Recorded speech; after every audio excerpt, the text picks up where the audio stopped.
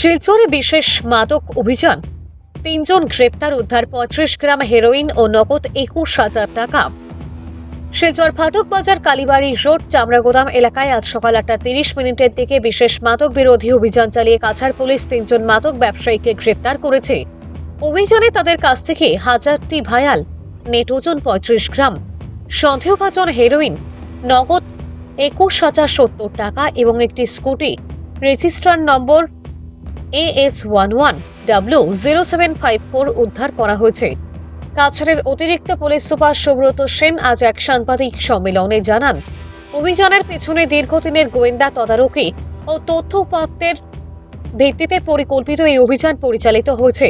তিনি বলেন, গ্রেপ্তারকৃতরা স্থানীয় মাদক চক্রের সক্রিয় সদস্য, তাদের বিরুদ্ধে আইনানুগ ব্যবস্থা নেওয়া হয়েছে এবং তদন্ত এখনও চলমান। গ্রেপ্তারকৃতরা হলেন আওয়াজল হোসেন লস্কর, পিতা আলাউদ্দিন লস্কর, বাসস্থান ওয়াটার ওয়ার্কার্স রোড, শিলচর; কবির আহমেদ লস্কর, বয়স ৩০, পিতা সজুর আলী লস্কর, বাসস্থান চামড়াগোদাম, শিলচর; রনি দাস, বয়স ২১, পিতা প্রয়াত সুধাংশু দাস, বাসস্থান রংপুর, শিলচর। অতিরিক্ত পুলিশ সুপার সুব্রত সেন আরও জানান, এই অভিযান মাদক চক্রের উপর কঠোর বার্তা। আমরা চাই সমাজের সচেতন নাগরিকরা পুলিশের সঙ্গে মিলেমিশে মাদক বিরোধী কার্যক্রমে সহযোগিতা করবে। ড্ৰাগছৰ বিৰুদ্ধে কাছাৰ পুলিচৰ যিটো অভিযান, সেই অভিযান অব্যাহত আছে। যোৱাকালি আমি খবৰ পাইছিলোঁ যে কিছু দুষ্ট চক্ৰই ড্ৰাগছৰ ব্যৱসায় কৰি আছে।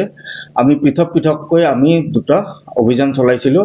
প্ৰথম অভিযান ৰাতিপুৱাৰ ভাগতে চলিছিল আৰু তাত ৩জনকৈ ব্যক্তি আমি আটক কৰিবলৈ সক্ষম হৈছিলোঁ আৰু তেওঁলোকৰ পজিশ্যনৰ পৰা ১০০ ভাইল ছাছপেক্টেড হিৰইন আমি জব্দ কৰিবলৈ সক্ষম হৈছোঁ, যিটোৰ ওজন আছিলে ৩৫ গ্ৰাম। তাৰ লগতে এখন স্কুটি আৰু দুটাকৈ মোবাইল ফোন আৰু কিছু কেছ পইচাও তেওঁলোকৰ হাতৰ পৰা জব্দ কৰিবলৈ সক্ষম হৈছোঁ। এই ৩জনকৈ লোক, তেওঁলোকৰ নাম হয় আফজল হুছেইন লস্কৰ, কবিৰ আহমেদ লস্কৰ আৰু ৰনি দাস। ঠিক সেনেদৰে আবেলিৰ ভাগত আমি আৰু এটা ৰেড কৰিছিলোঁ আৰু তাত ৰাহুল কুমাৰ, ছোটু কুমাৰ, কমল কুমাৰী আৰু শ্বেতা কুমাৰী, এই ৪জন ব্যক্তি, তেওঁলোকৰ ঘৰ বিহাৰত। আৰু আমাৰ ইয়াত আগতে আমি কিছু সম্ভেদ পাইছিলোঁ যে তেওঁলোকে সুদূৰ বিহাৰৰ পৰা আহি আমাৰ শিলচৰ চহৰত তেওঁলোকৰ নিচাযুক্ত দ্ৰব্যৰ ব্যৱসায়ত তেওঁলোকে লিপ্ত হৈ আছে বুলি। আৰু যোৱাকালি আমি এই ৪জন লোককে হাতে নাতে ধৰা পেলাইছিলোঁ। এখন হোটেলত তেওঁলোকে আত্মগোপন কৰি আছিল, চেণ্ট্ৰেল ৰোডৰ এখন হোটেলত।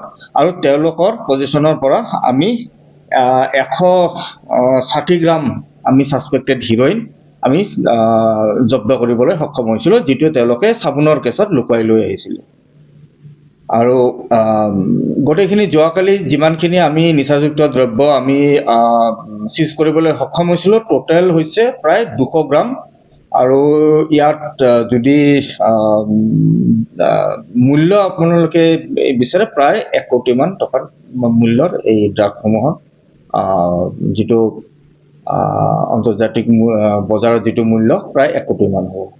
ইতিমধ্যে এই টোটেল ৭জন ব্যক্তিৰ বিৰুদ্ধে গোচৰ ৰুজু কৰা হৈছে আৰু তদন্ত আৰম্ভ কৰা হৈছে।